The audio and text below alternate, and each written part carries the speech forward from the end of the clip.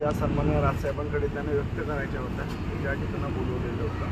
त्यांनी भावना व्यक्त केल्या, साहेबांनी मार्गदर्शन केलं.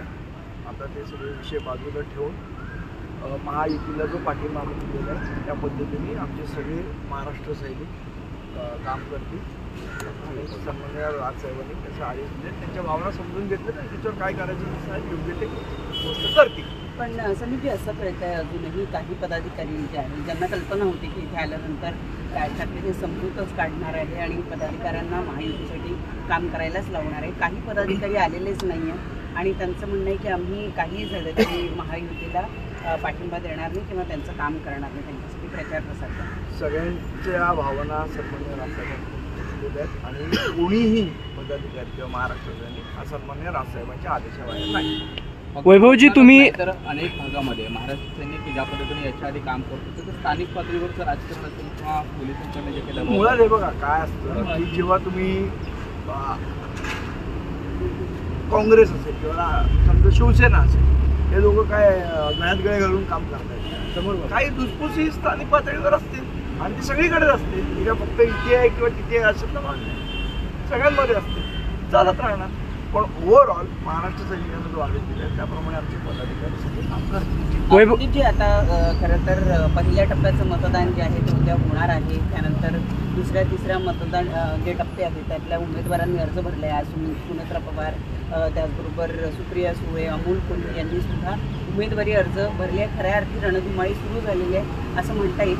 अशात राज ठाकरे कुठे कुठे सभा घेणार आहेत याचं काही शेड्यूल ठरलं आहे का? महाराष्ट्रभर सभा त्यांच्या होणार आहेत का?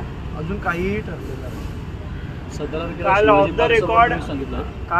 द रेकॉर्ड पुण्यातून अशा बातम्या आल्या होत्या की राजसाहेबांची आणि मोदींची. ऑफ द रेकॉर्ड मग बातमी कन्फर्म कशी करायची? तुमच्या नेत्यांकडूनच ऑफ द रेकॉर्ड काही बोलले असतील तर ते थोडी ऑन रेकॉर्ड आहे.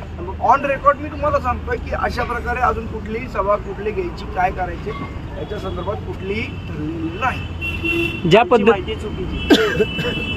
मला माहिती आहे तुमच्याशी ऑफ द रेकॉर्ड कोण अमित साहेब बोलले नाही बोलले याची मला कल्पना नाही. पण आता सन्माननीय राजसाहेबांना आम्ही विचारलं त्याप्रमाणे अजून तरी कुठे सभा घ्यायची काय याची अजून गोष्ट ठरलेली नाही. कोकणातील मनसैनिकांमध्ये एक नाराजी होती की ज्या सुनील तटकरे यांनी उत्तर रत्नागिरीमध्ये जे पदाधिकाऱ्यांवरती एक त्यांच्याबद्दल त्यांना फोडण्याचं काम केलं आणि एक प्रकारे मनसे संपवण्याचं काम केलं, त्यांच्याविषयी नाराजी वगैरे कोण संपवायची कोणाची हिंमत नाही आणि कोण ती संपवू शकत नाही. आमचे पदाधिकारी सक्षम आहेत, त्यांना संपवण्याला कोणाला तरी आकाशातून उतरावं लागेल, त्यामुळे ते काही शक्य नाही. सन्माननीय राजसाहेबांकडे ज्या काही गोष्टी असतील त्या भावना व्यक्त केलेल्या आहेत आणि त्याच्यावर साहेब नक्कीपणे मार्ग काढतील. समीप, काल ज्या पद्धतीने पुण्यात अमित ठाकरेंच्या ऑफ रेकॉर्ड मला माहित नाही ऑफ रेकॉर्ड ते बोलले की नाही. माझं काय अमित साहेबांशी बोलणं झालं नाही. प्रश्न वेगळा आहे. प्रश्न असा आहे की यापूर्वी नवी मुंबईतलं एक प्रकरण होतं. जाणीवपूर्वक अमित ठाकरे यांना टार्गेट करण्याचा कोणी मुद्दाम प्रयत्न करताय असं वाटतंय का? नवी मुंबईमध्ये पण काही पदाधिकाऱ्यांनी आरोप लावलेले होते आणि त्यानंतर हल्ले झाले, भांडणं झाली. त्यानंतर आता कालचं हे प्रकरण जाणीवपूर्वक ऑफ रेकॉर्ड गप्पांमधनं अमित ठाकरे असं बोलले. पत्रकारच होते ना का पदाधिकारी होते? ऑफ रेकॉर्ड पत्रकार होते ना. हा कोण होता? नाही तेच म्हणतोय आम्ही की ती बातमी खरी आहे की खोटी आहे मला माहित नाही. कारण अनेक ठिकाणी साहेबांचं नाव चाललं. बघा अमित साहेब काय बोलले मला माहित नाही. पण पक्षाची जी आता जी सन्माननीय राजसाहेबांना विचारून मी तुम्हाला भूमिका सांगतोय, त्यांच्या आदेशाने सांगतोय की अजून कुठे सभा घेणार याचं नियोजन अजूनपर्यंत तरी ठरलेलं नाही.